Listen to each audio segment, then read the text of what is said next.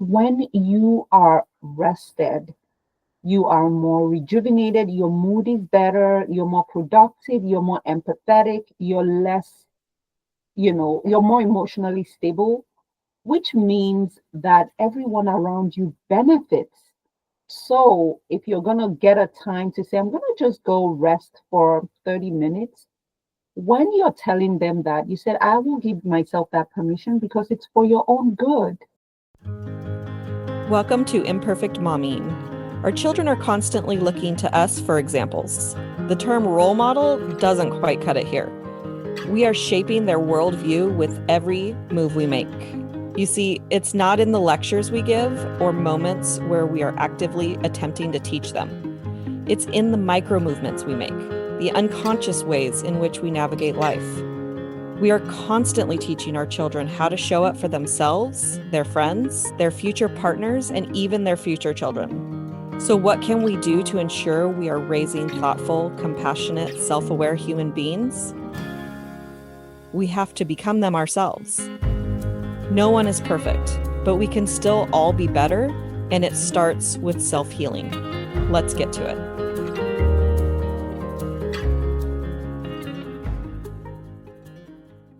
Welcome back to Imperfect Momming podcast. I'm Alicia Lyons, your mom support coach and host, and we have a very special guest today. Tell us who you are and what you do. Yeah, thanks for having me. I'm Dr. Funke Afolabi-Brown. I'm a sleep medicine physician, and I have both a clinical and consulting practice. And really, my mission is to help families sleep well so they can thrive and reach their fullest potential. Sleep is one of the most important things that we do, right? Yes, but then I'm biased. But then what? I said, but then I'm biased. Oh, Right? you are biased. Yes, I'm sure. But I mean, it's important. Yeah. I mean, I love sleep. So, I can't argue with that. Yeah. I know. So there's a book behind you called Beyond Tired. Is that a book that you wrote? Yes, actually, it's my book. It's 2 months old, actually. Yesterday. Yeah. So I wrote it, from a place of really seeing how much people were suffering, especially moms, which is why I was so excited to have this conversation with you, where that's what I was hearing. I am beyond tired. Like when moms would come to me, either because of their own sleep issues or their kids' sleep issues. And there's just not enough information that's really actually valid and evidence-based out there. So I wrote it to be like that, that doctor in the neighborhood kind of conversational tone so that people feel seen and heard when it comes to sleep issues. So just really breaking down what is normal, what is abnormal, and what you need to do step by step for folks who are struggling. And do you work with parents of newborns specifically, or is it any age where parents are struggling? Or so tell us a little more about who you work with. Yes. So, with my expertise in sleep medicine, I work with people of all ages. So kids right from the nursery all the way to, well, mostly moms around menopause, peri, and slightly post-menopause. Mm-hmm. And so we do behavioral stuff, like a lot of the sleep training, sleep coaching, but also the medical piece. So if you have someone who's snoring or has, mind racing because of insomnia or hot flashes because they're struggling with menopause. So I help walk them through that. My passion is really for moms, and moms come with kids, and many times their kids' sleep issues is a big driver to their sleep problems. So really just help provide that support. Everybody always has joked in my life that you could lean me up against a wall and I would fall asleep. So I don't resonate with sleep issues, and I've been really blessed when it comes to sleeping. Although now my husband, one of us will snore the other one out of the bedroom at some point in the night. And so it used to be me. I used to snore him out. And recently it's been him snoring me out. And it's something about that 4 o'clock hour. Between 4 and 5, I'll wake up and then he's snoring and I can't go back to sleep. And so then I go to the couch in the living room. Yeah. Well, snoring could be many things. If it's habitual, meaning you're snoring all the time, it might be worth being checked for sleep apnea, because it's actually more common than we think. Many times when you think sleep apnea, you're like, well, it's not that bad, but it's actually common and it's very treatable. And so if it's something that's getting you or your husband out of the bedroom, it might be worth checking out. Yeah, I've snored on and off for a few years, at least my whole adult life, at least since I was 22. I've been checked several times. I know that for me specifically, the first time my sleep test said that I woke up 6 times a minute. And so it wasn't enough for them to do anything about. This was maybe 15 years ago. And so I was like, oh, so did I just pay you $300 to tell me that I snore? I knew that, actually. Oh man. Yeah, no. But yeah, so that's me and my sleeping. I know that there's a lot of moms that struggle with infants sleeping, and that's part of parenting. But is there any advice that you have for new moms? Yeah, I think that's a good place to start. I mean, I think, yes, we know that there will be sleepless nights on that journey. But I also want moms to just kind of keep an open mind that they don't have to be burnt out right from when your child is in that first year of life. There are strategies that you can put in place early, even as early as during that newborn period, that can help your child sleep well, or at least sleep relatively continuously, so that you can get rest. Because a lot of times, postpartum anxiety, depression, now on top of that, insomnia, and then a baby that's not sleeping, it is a recipe for disaster. So really trying to be strategic and intentional about teaching your child how to sleep independently, I think, is a skill that's going to pay off on the long run. Something that you said made me wonder how much hormones factor in, like our own body's hormones factor into our sleep. Yeah, they do, right from even when you start having you're like a teenager who starts having periods. Even from there, you could tell there's some stages of your cycle where you may feel more sleepy. You may also feel a little bit more irritable and maybe not sleep that well. And then we move to, the hormonal changes that occur during pregnancy and after pregnancy. All of those changes can affect sleep quality. And then, around perimenopause and menopause, you start to have these changes that are contributing to hot flashes and night sweats. All those things can, one, of course, wake you up because you're drenching in sweats one moment and then now you're freezing cold the next, right? Those changes also can make it really challenging to get good sleep. Yeah, I'm not looking forward to that. Although the other day we just moved into a new house, and the house had been empty for a while, and so the heater wasn't working.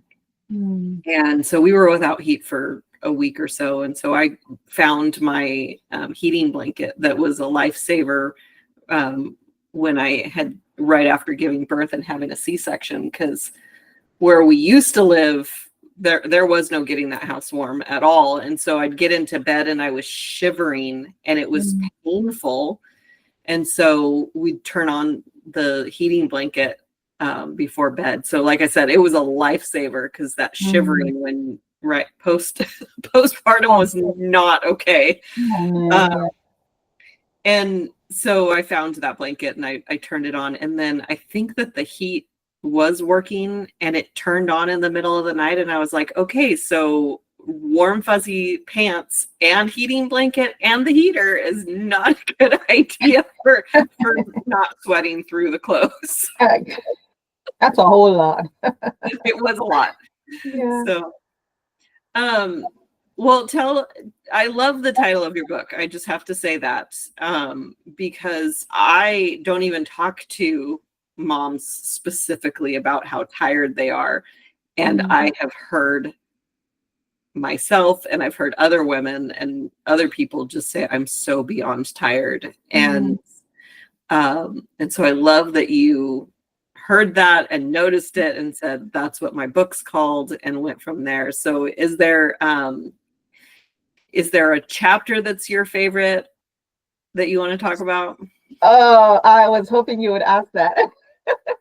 So, the full title of the book is Beyond Tired, a sleep physician's guide to solving your child's sleep problems for good, right? Because sometimes we have all these temporary fixes and then it's back, right? And so I go into all of that for the kids, but I have a whole chapter for moms. So how moms can sleep. And the reason why I said I love it so much is because first of all, I took what people have asked and complained about when I'm in my, my coaching, my consulting, and my clinical practice. And then I put words into it for them. And so I go through right from when you have that baby, right from the moment your baby, you walk into, they tell you, you're going home with that baby. That baby is yours. And there's no manual. Good luck, right? From the moment you get home. And we just walk through what you need to do to set your child up for success, but more importantly, how you can get the rest you need, even in a time when it seems like sleep is scarce. So we step by step into how you can plan, even before the baby comes. What are things you could have done to set things up right? What does delegation look like? What does a bedtime routine look like? What does making sure that you're outside and your mood and all of that, right? It's so important, because otherwise you really start to feel that anxiety coming on, that depression coming in. So we talk through all that. And then I now go into like, okay, what happens when the baby's older and now, you're now maybe approaching more like the menopause stage. So we're kind of going through all the different stages of a woman's life pretty much. And then we finish up with the different disorders. Like a lot of times as women, we go to our doctor and we say, I'm beyond tired, right? What are they going to say? Oh, it's your hormones, or it's depression, or, they blame everything else.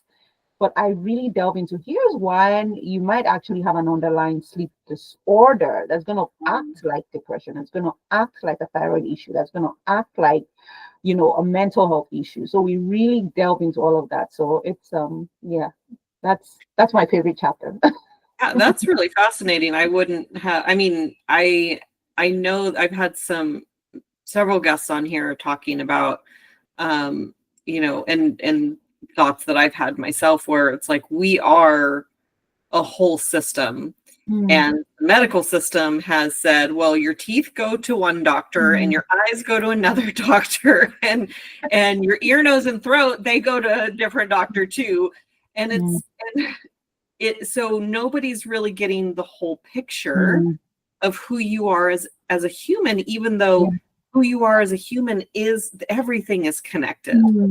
And so that is fascinating that you show up to a doctor and you say, like, I'm depressed, but it could be underlying sleep issues.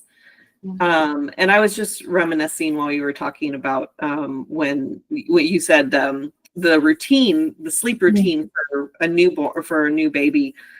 And I was given a monkey when I was pregnant with my son. And it had 3 settings. It had a monkey that would do its laughing.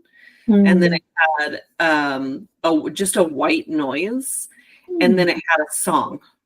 And I noticed that the white noise, when it stopped, it would actually wake him up. But the music, when we'd do it, it would put him to sleep and he would stay asleep. And then when he would wake up, he would start pushing the buttons on the monkey as he got older. And so then the laughing monkey would let me know that he was awake. And I used to call it the magic monkey because you would push the song and he would fall asleep. And we misplaced the magic monkey at one point and we found it. And I was like, the magic monkey is back. I'm so excited.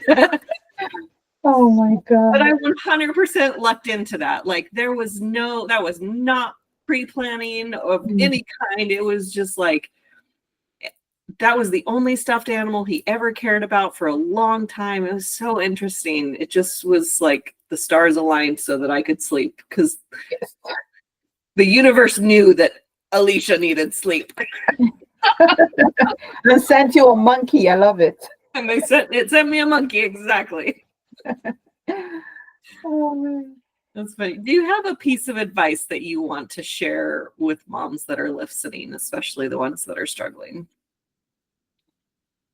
I would say it's okay to put your own issues in the sense of prioritizing your own self. It's very okay. You have the permission to do that because many times we're showing up for our kids, we're showing up for family members, and not as the version of ourselves that we really want to be. So if you prioritize yourself, either by, prioritizing your sleep, deciding, okay, you know what, I got to get this rest right, or whatever, I want to do some self-care and I want to be consistent with it, whatever that looks like, you have the permission to do that because when you are rested, you are more rejuvenated, your mood is better, you're more productive, you're more empathetic, you're less, you're more emotionally stable, which means that everyone around you benefits. So if you're going to get a time to say, I'm going to just go rest for 30 minutes, when you're telling them that, you said, I will give myself that permission because it's for your own good that I rest because I'm going to come back rested and it'll be much better. So give yourself that permission. Yeah. That's one thing that once my son was old enough to kind of understand, there's an analogy, I think I've mentioned it on the podcast in the past, but when deep sea divers or surfers get pulled under by the undertow, you're under the water and you're holding your breath for as long as you possibly can. And then you're swimming towards the surface and you start to get just this far from the surface, like you're almost there. And so in anticipation for taking in that breath, you let out the air that you've been holding for so long. And what a lot of people don't know is that there's a second undertow that will pull you back down. And so if you let out your breath when you're just about to reach the surface, that's how a lot of skilled swimmers die and drowned because they've already let out that breath. And so I told my son that story. And I've used it as a way to explain why I get crabby at nighttime. I love it. And I tell him, I've let out my breath. And so that's our language that we know that we need to be nice to mom because mom doesn't have control over herself at the moment. Oh my God, I love that. So it's just it's little things that Yeah. we can do, like, listener, whoever you're listening, mom listening, like, your relationship with your kids the best, and find the language that you can use. I would imagine that when a 3-year-old is taking a nap, you could lay down with the 3-year-olds for a short amount of time. Mm. And I think that we let things like guilt stop us. Like, the dishes will be there when you're done. Yeah. They're not going to ever go away. The laundry will be there when you're done. Yeah. Most likely nobody else is doing it for you. It's okay. You take a break. Come back to it. Absolutely. I love that. That is so true. It's not going anywhere. Right. Yeah. And nobody died Mm. from not having a clean kitchen or folded clothes that were put away. Mm. Just Amen. Yes. Right. So true. That I It's know. That is so true, though. And I think we don't, many times as moms, you want it all to be, you want so much control. And so you want it all to be perfect. But at what's the cost? You have to think about the cost. Yeah. Yeah, because what kids do remember, they don't remember so much that the kitchen was clean and the laundry was put away and folded and ironed. Does anybody iron anymore? But I'm sure there are people out there that still iron their clothes. But kids don't remember that. They remember their mom spending time with them, and they remember, related to sleep, they remember if mom snaps at them and yells at them. Mm. Right. And so it's something, and that's a bonding experience. Like, you taking a nap with your kid is a bonding experience. I saw a memory on Facebook. My son has always said the funniest things, and then I would record them on Facebook. And and I saw the other day, he said, "Mom, don't close your eyes, because when you close your eyes, you snore.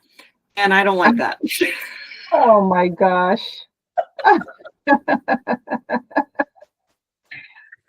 So, but it's bonding, it's like taking a nap with them. Like, they're gonna enjoy that so much more than they're gonna enjoy the folded clothes. Yes.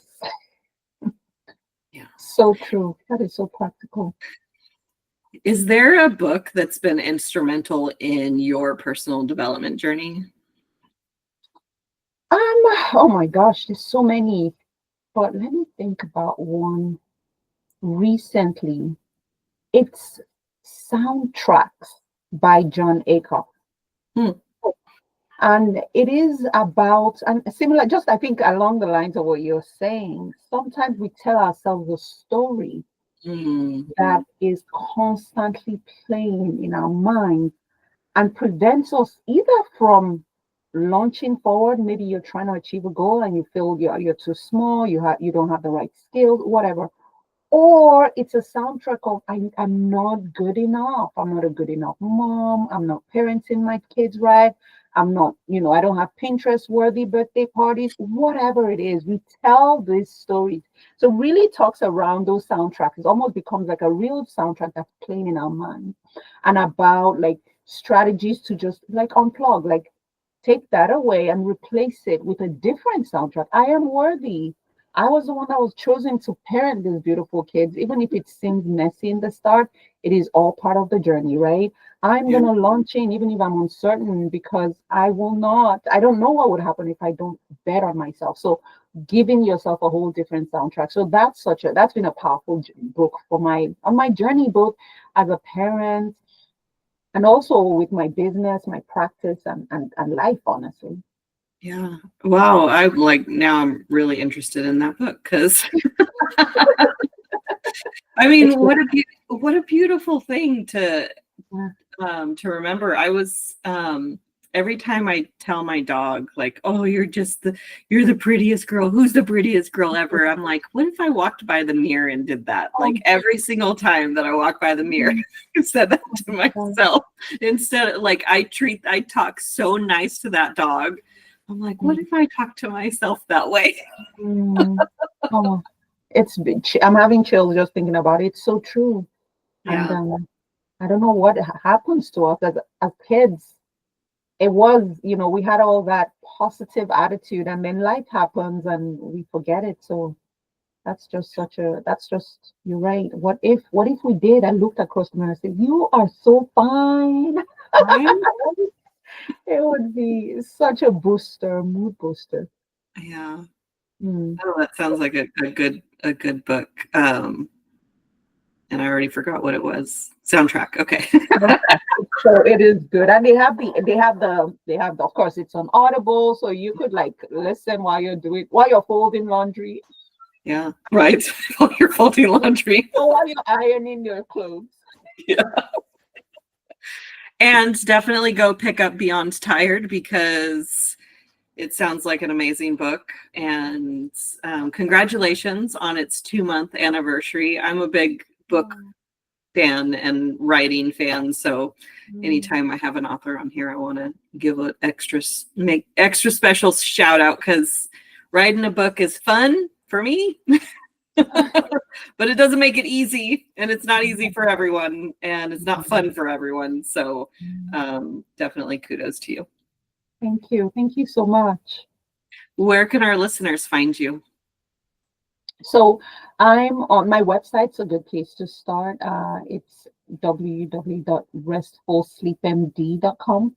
That's restfulsleepmd.com. And then also I'm on social media at Restful Sleep MD, Facebook, Instagram, TikTok, and all the places. And then my website has a ton of information. Link to the book. The book's on Amazon as well. And if people want to learn more about the work I do, I think that's a good place to go. That's awesome. And is your book on Audible? Not yet. Not yet. I've been waiting to put my book on Audible for years.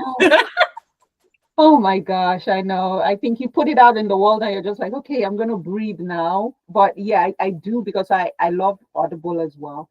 I like the fact that there are like check marks and activities and things like that in the book, which helps you as you're going through that journey if you're reading it, so you could participate in that and all that. But yeah, next up, Audible. Stop Audible. There you go. Well, thank you so much for being on the show, and for all of your wisdom, for writing your book, for helping moms, because we need a lot of help. We're helping everybody, but we need all the help. We need some help too. So true. Thank you so much for having me. I really appreciate it. Absolutely. So there will be another episode of Imperfect Momming for you all coming next week. And until we meet again, keep healing. Bye, guys. Thank you for tuning in to Imperfect Momming. It's time for us to step up and realize that our power is not in trying to shape our children. Our power lies in shaping ourselves into the people we want our children to model themselves after. Don't just do it for your kids. Do it for yourself. When you become a more self-aware, compassionate, and confident person, you and everyone around you benefit. For more information about me and my work, visit AlysiaLyons.com. That's AlysiaLyons.com. See you next time.